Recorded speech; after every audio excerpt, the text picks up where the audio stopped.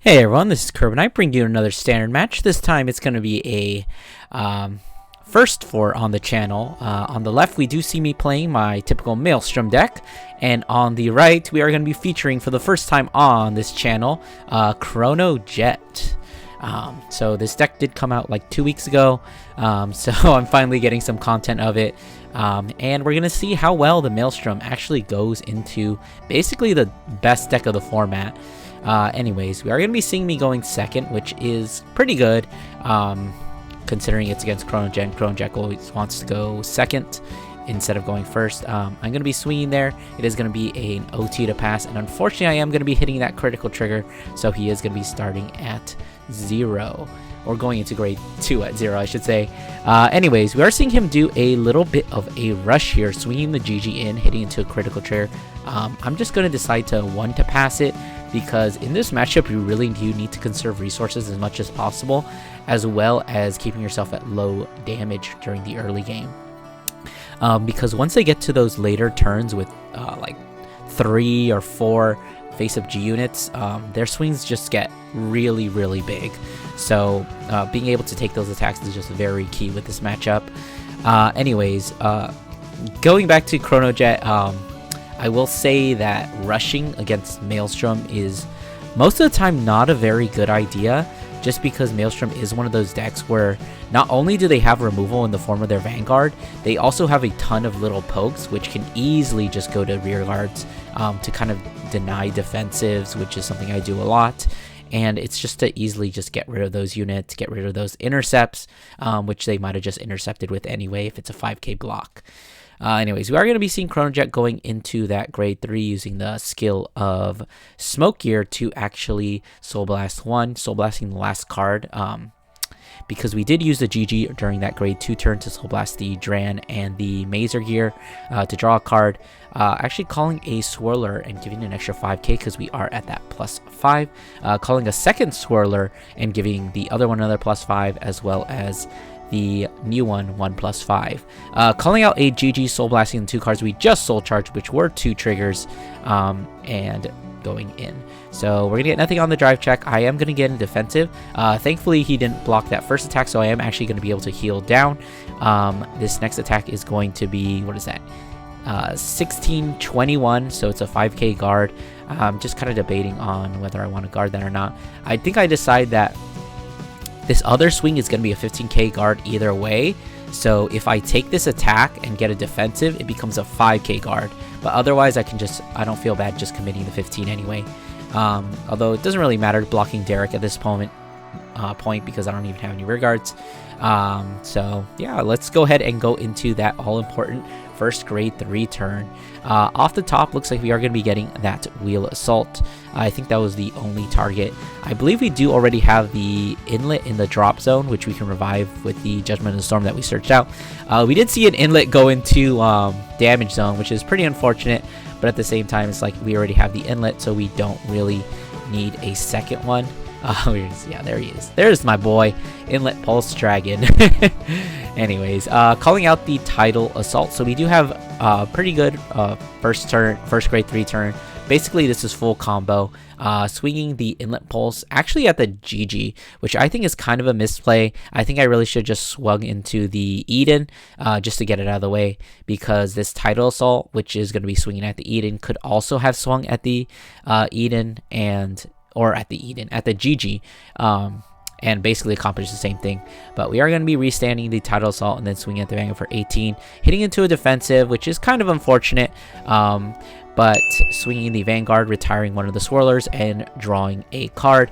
18, probably going to no guard that, because even if we guard with a 15, thanks to Tidal Assault skill, that is still going to be a 1 to pass. So we're going to get that inlet into the soul, which is the most important thing in Maelstrom.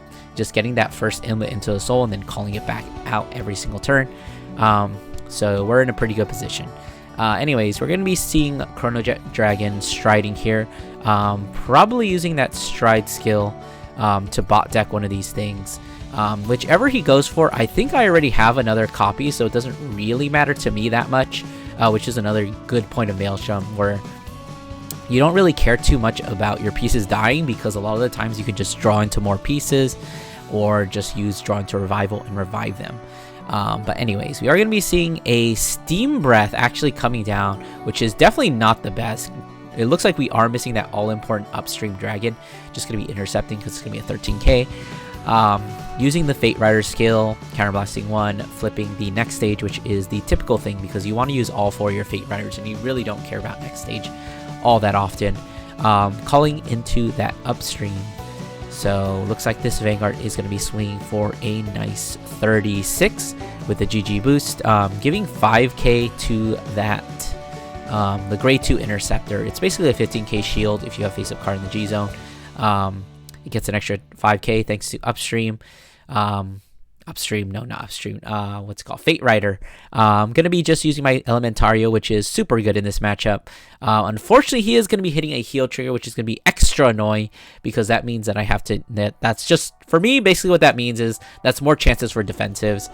Going to be swinging the upstream for just 20. It gets 5k with its own skill, and then an extra 5k from the crest because there is one face-up G unit. So it's going to be a 10k guard. Just going to go for the 15. And then upstream is going to basically downgrade itself into a grade 1, calling it probably behind that grade 2, and then basically allowing it to boost. And we are going to be seeing another swirler coming out, which means that's going to be a 13k boost.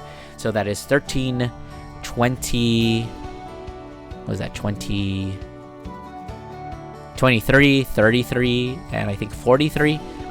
So we're just going to be taking that. Getting another inlet pulse into the damage zone, which is really unfortunate, but like I said, we already have that one inlet pulse in Soul, so that's really all we need.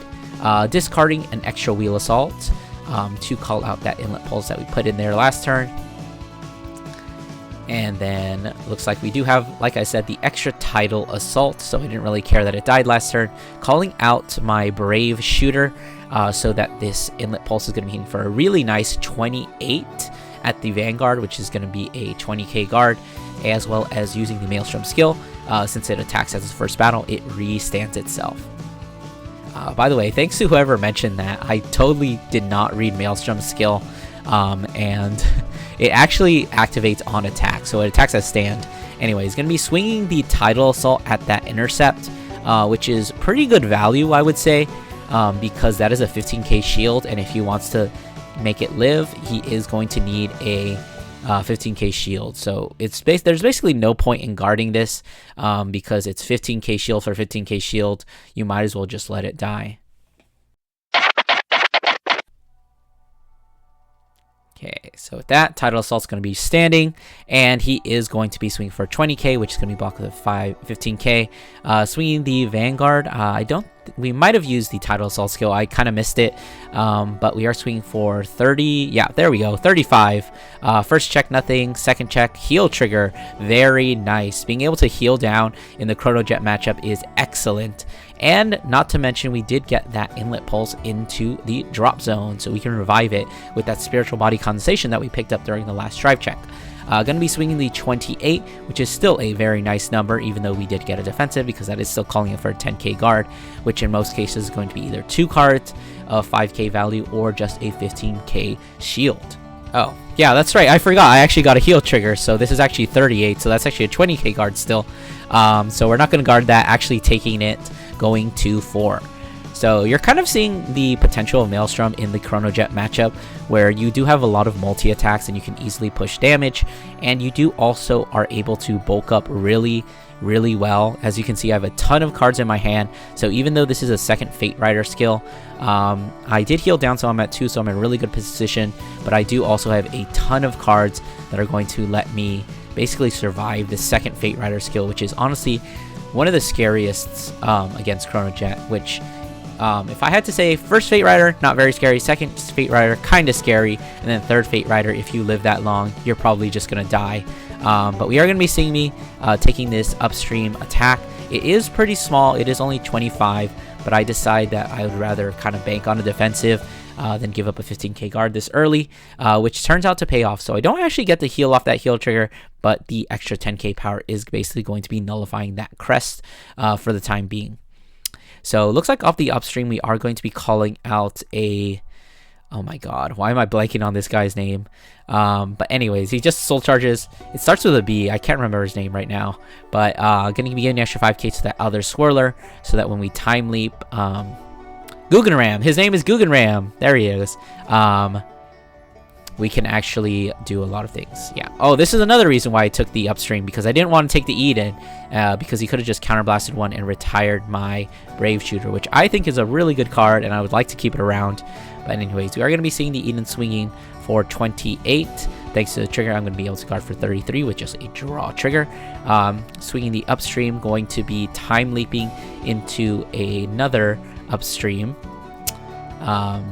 And then we have 3 face up now, so we're going to be getting 15k to the upstream, as well as the front row is getting another 15k. So this upstream is going to be at 45, plus the swirler boost is going to be a 58. So at this point, I'm just kind of deciding. I have 1 PG in my hand. I kind of have to make a decision. If he gets 2 criticals here, I am just dead. I'm just dead. I cannot survive. Whether he gets it on the, whether I PG this or the rear guard, I will just die. If he gets 1 critical trigger, I'm just deciding, can I guard the rear guard swing if he gets 1 critical trigger? Because he would put crit on Vanguard, I would go to 5, and then I would need to block this. So basically, if he gets the 2 critical triggers, I'm dead either way, because I cannot block that other rear guard. So even if I PG this and he stacks everything on the rear guard, I won't have enough shield value, even though I have a ton of cards in hand, in order to block the powered up upstream. So I'm starting to decide, like, should I just take that Vanguard swing, hope for no crits, hope for no powers, and then just maybe just PG this upstream, or just take it if it's not actually a lethal swing, depending on how many crits we get. But basically, that's what's going on here. I'm just trying to decide, and we'll see what decision I make. Alright, so I think I decide, after counting, I believe there's like a total of 5 critical triggers already in showing. So I decide to just go for it and just take it. Thankfully, Ryuki doesn't double crit me, as he double crits every single other person in the world. So now I just have to make the decision, do I want to be at 5 or do I want to be at 4? Do I want to waste the PG and block this really big attack? Or do I just want to take it, soak up the damage, and then try and win on the crackback? Because we didn't actually see a heal trigger during those last drive checks. So he is at 4, meaning that this next turn, if I Persona Ride, which I believe I do have, I actually do have the potential of winning during my next turn. So I think I decide, okay, let's just take it, put a 3rd inlet pulse into the damage zone. But yeah, I decide to just go for that. Don't really need the CB. It's mostly just about conserving cards in hand, because I still do have a PG in hand. Assuming I'm not able to kill him on this next turn, I can actually just maybe survive, considering the 3rd Fate Rider stride is going to be insanely massive numbers. But looks like we are deciding to use that upstream dragon, paying the cost but not actually calling anything, which I think is just a little bit of a misplay. In case you don't know, upstream dragon actually it's not like the original where it has to demote itself. It's actually a cost. So if you just don't pay the cost of putting it back to the bottom of the deck, then you do not actually have to put it there. Anyways, we're going to be seeing me starting off with that all-important Persona Ride, actually using the Spiritual Body Condensation, which I think I forgot to Soul Blast for, but I do have the Soul, obviously, because I Persona Rode. I'm going to be calling out the Inlet Pulse, so I do have 2 Inlet Pulses, which are going to be swinging for 28. Yeah, I definitely have more than enough Soul, so me forgetting to the Spiritual Body Condensation there isn't a huge big deal, but you know, it is what it is, because I'm going to be swinging with that Inlet Pulse for a nice 28. So the main thing I'm worried about here is if he gets a defensive. If he gets a defensive, my attacks suddenly just become a ton more guardable.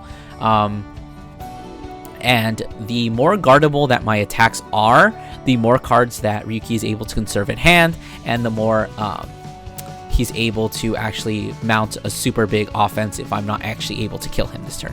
But we are going to be seeing that front trigger that we saw last turn coming on out. I'm going to be using the Tidal Assault skill to pump up my Vanguard by an extra 5k. swinging for the Vanguard for just 20. At this point, there's no real point swinging at the Eden. It is going to be intercepting anyway. I'm going to be using the Tidal Assault skill. Basically, I'm just swinging at all the Vanguard because this is my kill turn. I have to finish this turn. Everything's going to go to the Vanguard. And we'll see if Ryuki has enough cards in hand. But we do see his hand slowly depleting. Basically two turns of like 5+ attacks have really do take a toll on even Chronojet that can really bulk up. So we're going to be seeing him taking the second Inlet Pulse, and thankfully we don't see a defensive.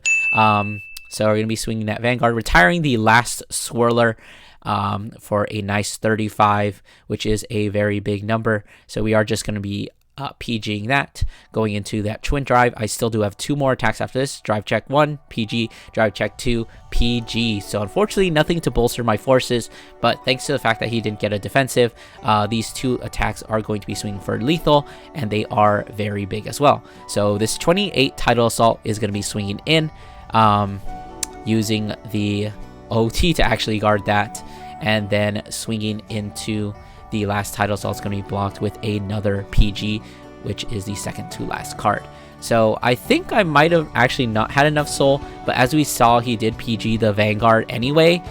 So the extra 5k that I would have gotten with Tidal Assault didn't make a huge difference. So sorry for that misplay. But we are actually going to be discarding a Chronojet Dragon here for Stride and opting to actually go into the next stage. So I do actually think next stage is the play here. Next stage is very rarely often the play because it's really not that good. It's not as good as Fate Rider. But in this case, we know that I have 2 PGs in hand. So being able to actually swing at the Vanguard with Guard Restrict is actually going to make a difference. So you are going to see me actually discarding a draw here. Just remember that for later as Ryuki does his triple drive. He's going to be giving the critical to that heal trigger that he called out, and the power to the GG, as well as another critical trigger doing the exact same thing, and then putting that next stage back, which is going to give the front row another 5k. So this Vanguard is going to be swinging for 21, 31, 41, 51. I feel like I'm missing some power somewhere. 51, 61, 71 because of the triggers. So I am going to be guarding. This is, let's see, that is 30, 60, 67. This is a 1 to pass right now with what I have. And I cannot guard with a PG, obviously. But I am just sitting there counting triggers. He has like 5 cards left in deck. So what are the chances of him actually getting one? So I think there are 2 more triggers left in deck. So theoretically, he does have a 50-50 chance. We are going to be seeing a little bit of a cheat here. I was kind of V-brained. So I thought that the Chrono Dragon, the old one, is the one where it just restricts PGs, but it actually does restrict grade 1s or higher. You seeing me guarding with the Wheel Assault and the grade 2. So I would not have been able to guard with those, but we did see me actually discard a draw trigger for the PG cost. So if I had discarded the grade 2 instead and just kept the draw trigger, that would have been a 2 to pass anyway. So I did have enough guard. Anyways, we are going to see me top decking into a Judgment of the Storm when I really wanted just literally anything to attack with. And then off my Persona ride, I'm going to draw into OT. OT is not good right now, so I'm just going to discard it to call out the Inlet Pulse, play the Judgment of the Storm to actually call back a Maelstrom because, I mean, technically it makes better numbers than Tidal Assault at this point. And Tidal Assault won't be able to restand, and I'm obviously going to use my 1 CB on the Inlet Pulse because that is the just best number to be doing. So going to be swinging that Inlet Pulse, deciding what to do. We are at 5, and this is 5 more attacks coming at you. So I believe we decide, or we figure out there's 1 heal left in the deck. And I swear to God, if he gets it, he does actually live. But we are going to see that 6 damage, and it is not going to be that heal. Anyways, I hope you guys enjoyed this match. Give you a little bit of insight into the Maelstrom playing into the Chronojet. And I will see you guys in the next one. Do those YouTube things, like, comment, subscribe. And I'll see you.